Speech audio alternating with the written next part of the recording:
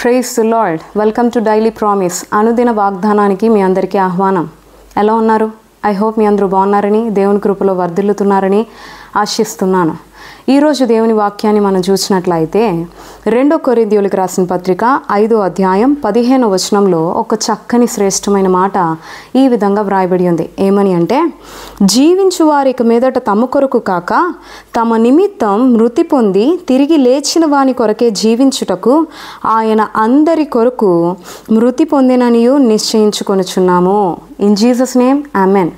ఈ మాట ఎవరు సెలవిస్తున్నారు అంటే అపోస్తలుడైన పౌలు కొరింథీ సంఘానికి పత్రిక రాస్తూ ఈ మాట తెలియజేస్తున్నాడు. ఏమని అంటే, జీవించు వారిక మీదట తమ కొరకు కాక తమ నిమిత్తం మృతి పొంది తిరిగి లేచిన వాని కొరకే జీవించాలి.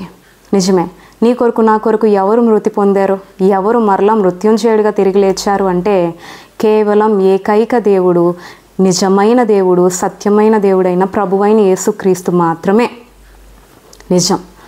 కాబట్టి ప్రభువైన యేసుక్రీస్తు నీ కొరకు నా కొరకే మృతి పొందారు. నిన్ను నన్ను రక్షించడం కొరకే, పాపపు ఊబిలో నుండి మనల్ని విడిపించి మనల్ని పరిశుద్ధపరిచి ఆ యొక్క పరిశుద్ధ పట్టణంలోకి నడిపించడం కొరకే ప్రభువైన యేసుక్రీస్తు అంత గొప్ప త్యాగాన్ని చేశాడు. సో జీవించుచున్న మనము ఇక మీదటి ఎవరి కొరకు జీవించాలి అంటే ప్రభువైన యేసుక్రీస్తు కొరకే జీవించేవారిగా ఉండాలండి. అంత మాత్రమే కాదు, ఈరోజు దేవుడు నీకు నాకు విలువైన జీవితం ఇచ్చాడు. ఏ జీవితం అండి? విలువైన జీవితం. ఎందుకు ఈ మాట చెప్తున్నాను అంటే, జీవితం చాలా విలువైనది. దేవుడు మనకి ఇచ్చిన జీవితం చాలా విలువైనది, అది బహు చిన్నది అన్న విషయాన్ని మనం జ్ఞాపకం చేసుకోవాలి. జీవితం చాలా చిన్నది.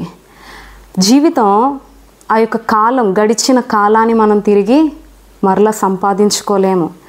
మనం భవిష్యత్తులో ఎంతకాలం బ్రతికి ఉంటామో కూడా మనకు తెలియదు. కాబట్టి ప్రస్తుతం మనం ఎలా జీవిస్తున్నామో దాన్ని బట్టే మన జీవితం భవిష్యత్తు ఆధారపడి ఉంది అన్న విషయాన్ని గ్రహించాలి.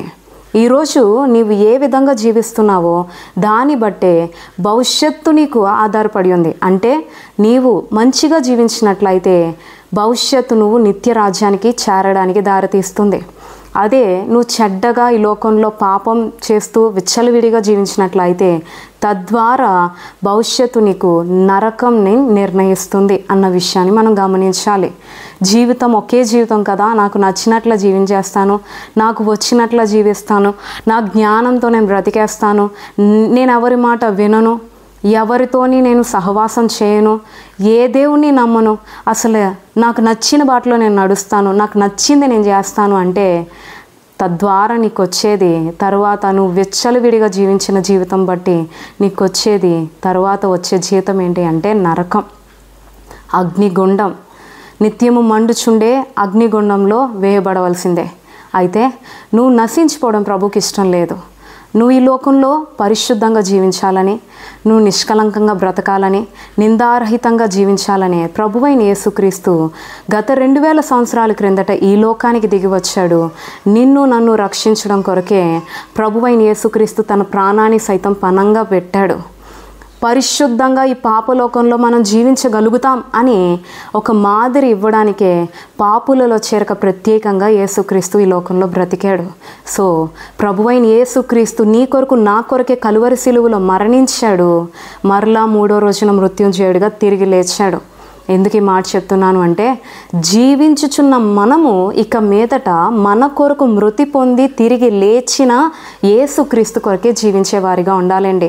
ఈ లోకం కొరకు కాదు, లోక మనుషుల కొరకు కాదు, లోక సహవాసం కొరకు కాదు, నీ కొరకు నా కొరకు ప్రాణం పెట్టి ప్రాణంగా ప్రేమించిన ప్రభువైన యేసుక్రీస్తు కొరకే జీవించే వారిగా ఉండాలి.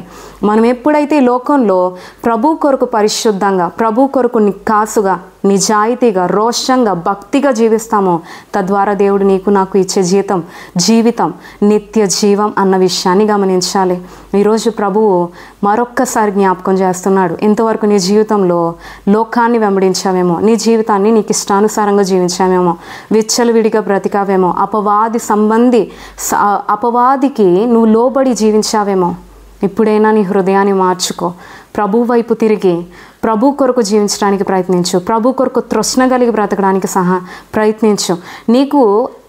నీకు ఆ ప్రయత్నం చేయలేకపోతే, నీ వల్ల కాకపోతే ప్రభువుని అడుగు. నేను నీ కొరకు జీవించే కృప నాకు ఇవ్వయా, నేను నీ కొరకు బ్రతికే కృప నాకు ఇవ్వయా నువ్వు ప్రభుని అడిగినట్లయితే ప్రభు నీకు ఇస్తాడు. ఈ పాపలోకంలో కూడా ప్రభు కొరకు నిక్కాసుగా పరిశుద్ధంగా బ్రతికే కృప నీకు దేవుడు అనుగ్రహిస్తాడు. తద్వారా నీ జీవించినంతకాలం నువ్వు ప్రభు కొరకు జీవించినట్లయితే తద్వారా దేవుడు నీకు నిత్య జీవితాన్ని ఇస్తాడు. ప్రభుతో నిత్యము నిలిచి ఉండే గొప్ప భాగ్యాన్ని అనుగ్రహిస్తాడు అన్న విషయాన్ని గమనించి జీవించుచున్న నీవు కానీ నేను కానీ ఇక మీదట ప్రభు కొరకే బ్రతకడానికి జీవించడానికి ప్రయత్నిద్దాం. తద్వారా దేవుడిచ్చే ఆ నిత్య రాజ్యాన్ని పొందుకుందాం.